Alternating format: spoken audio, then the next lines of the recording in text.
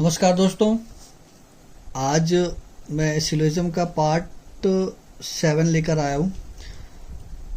Part 6 में हम लोगों ने देखा था कि जो हमारा स्टेटमेंट ओनली के फॉर्म में होता है और ऑल के फॉर्म में होता है, उसमें बेसिक डिफरेंस क्या है उसको हम लोगों ने पार्ट 6 में देखा था और समझा भी था। और आज कोशिश करते हैं कुछ नई बात जानने का इस चैप्टर के बारे में। तो आज मैं पार्ट 7 लेकर आया हूँ और मैं आपको आज बताऊँगा कुछ नई चीज़ें।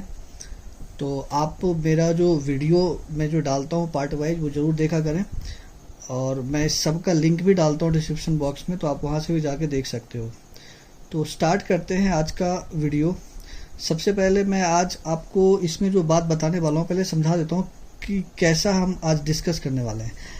आज मैं डिस्कस करने वाला हूँ कि अगर मान लो कि आपको कुछ इस तरीके का स्टेटमेंट मिलता है, मतलब कथन कुछ इस तरीके का, जिसमें ऐसा जैसे ऑल ए आर बी, ठीक है, सभी ए बी है, ठीक है, ऐसा। फिर ऑल बी आर सी, सभी बी सी है, ठीक है।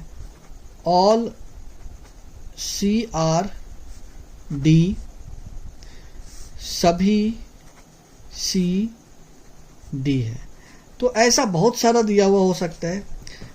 तो देखो क्या होता है ना कि इस तरीके का जैसा भी स्टेटमेंट आपको बन रहा है, तो इसका जो डायग्राम होगा वो कुछ इस तरीके से बनेगा। जैसे सभी ए बी है, तो अगर वेन डायग्राम की बात करें तो सभी ए बी है ऐसा दिखेगा। सभी बी सी है तो सभी बी सी इस तरीके का दिखेगा। सभी सी डी है तो सभी सी डी इस तरीके का दिखेगा, ठीक है। इस तरीके से बनता जाएगा डायग्राम। ये वेन डायग्राम की बात मैं कर रहा हूँ। तो अब क्या होगा कि इसमें मैं बस एक थोड़ा सा छोटा सा रूल बता देता हूँ आपको कि अगर ऐसा डायग्राम बन जाता है, ठीक है, तो इसमें एक बात का ध्यान रखना है आपको कि अगर आप आउटसाइड मतलब बाहर से अंदर की ओर जाते हो, ठीक है, मतलब मैं निष्कर्ष की बात कर रहा हूं। अगर निष्कर्ष में ध्यान रखना है कि अगर आप बाहर से अंदर की ओर जाते हो तो जो कंक्लूजन आएगा वो हमेशा आएगा सम के फॉर्म में, ठीक है, मतलब कुछ के फॉर्म में, ऐसा। अब बात आता है कि अब कैसे आएगा, तो मैं बताता हूँ। अगर मैं यहाँ पे निष्कर्ष की बात करूँ तो अगर मैं ऐसा निष्कर्ष लूँ कि कुछ डी ए है, ठीक है, कुछ डी ए है, इसका मतलब हो गया कि अगर मैं इंग्लिश में बोलूँ तो सम डी आर ए। तो कुछ डी ए, आप देख रहे हो कि इतना बड़ा सा पार्ट सारा डी का है, उसमें से जो कुछ डी है वो क्या है, ए है, क्योंकि पूरा डी ए के अंदर तो नहीं है, लेकिन कुछ पार्ट जो है डी का ए जरूर है, तो कुछ डी ए है। तो ये बात तो यहाँ से सही आ रहा है, मतलब सम वाला चीज़ें सही आ रहा है। लेकिन अगर यहाँ पे मैं ऐसा कहूँ, जैसे मैं बात करूँ ऑल डी आर ए, सभी डी ए है, ठीक है, तो अब आप ध्यान से देखो क्या ये डी जो है वो सारा का सारा ए के अंदर है क्या। और ये जो मैं बता रहा हूँ कंक्लूजन, ये आपको डेफिनेट कंक्लूजन की मैं बात कर रहा हूँ, डेफिनेट कंक्लूजन, ठीक है ना, संभावना की बात मैं नहीं कह रहा हूँ। ये 100% जो करेक्ट होगा, जो फॉलो करेगा, उसकी बात कर रहा हूँ। तो क्या सभी डी ए दिख रहा है आपको? नहीं दिख रहा है, तो ये तो फॉलो नहीं करेगा, ठीक है। तो इसका मतलब यही हुआ कि जब आप बाहर से अंदर की ओर जाते हो, आउटसाइड से इनसाइड की ओर जाते हो, ये मैंने एरो मार्क लगाया है, तो हमेशा जो डेफिनेट कंक्लूजन होगा वो सम के फॉर्म में आएगा। करेक्ट, ये बात समझ आ गया होगा। अब अगर आप अंदर से बाहर की ओर आते हो, ठीक है, अंदर से बाहर की ओर आते हो, इनसाइड से आउटसाइड आते हो, अगर ऐसा डायग्राम है, तो आपका जो कंक्लूजन होगा वो ऑल में भी आएगा, ठीक है, और सम में भी आएगा। करेक्ट, वो ऑल में भी होगा एंड सम में भी होगा। अब इसका कुछ एग्जाम्पल से समझ लेते हैं।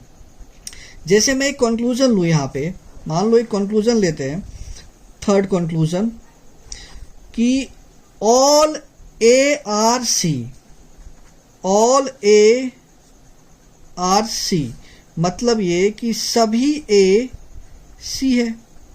अब देखो क्या सभी ए सी के अंदर है? देखो सारा ए बी के अंदर है, सारा बी सी के अंदर है। तो इससे एक बात तो क्लियर हो गया कि ए जो है वो सबसे अंदर है, वो बी के अंदर है, पूरा बी सी के अंदर है। तो इसका मतलब है कि ए भी सी के अंदर ही होगा। तो मतलब ऑल वाला तो आ रहा है ना इससे, तो इसका मतलब ऑल सही हो जाएगा। उसके बाद एक और एग्जाम्पल लेते हैं। अगर मैं ऐसा कहूं कि सम बी आर डी, कुछ बी डी है, तो ये बात सही है या गलत? ये फॉलो करेगा। देखो कुछ बी डी है, तो देखो सारा ए बी के अंदर, सारा बी सी के अंदर, सारा सी डी के अंदर। तो इसका मतलब है कि देखो सारा बी तो है ही सी के अंदर और सारा सी डी के अंदर है, मतलब पूरा का पूरा बी भी डी के अंदर है। जब सभी बी डी के अंदर है तो कुछ बी भी डी होगा ना। जब ऐसा समझो कि सारा बी अगर डी है, सभी बी अगर डी है, तो इसका मतलब कुछ बी भी डी होगा, मतलब ये बात भी सही है। तो इससे क्या बात समझ में आया? इससे ये समझ में आया कि जब आप इनसाइड से आउटसाइड, अंदर से बाहर की ओर आते हो, तो आपका जो कंक्लूजन होता है वो सम में भी आएगा और ऑल में भी आएगा। लेकिन अगर आप बाहर से अंदर की ओर जाते हो तो जो आपका कंक्लूजन आता है वो सम मतलब कुछ के फॉर्म में आता है। इसमें देखो एक और खास बात मैं आपको बताना चाहता हूं। चाहे आप आउटसाइड से इनसाइड जाओ, बाहर से अंदर की ओर जाओ, चाहे इनसाइड से आउटसाइड, चाहे अंदर से बाहर की ओर आओ, जो सम वाला कंक्लूजन है ना ये कॉमन है। तो जो कुछ वाला है वो दोनों केस में सही होगा।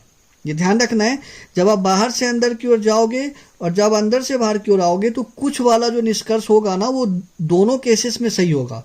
बट ऑल की अगर मैं बात करूं तो वो जो अंदर से बाहर की ओर जब हम आएंगे तभी ऑल वाला फॉलो करेगा, आ जाएगा अच्छी तरीके से। एक दो बार वीडियो को आप देखोगे तो और अच्छे से समझ में आ जाएगा। धन्यवाद।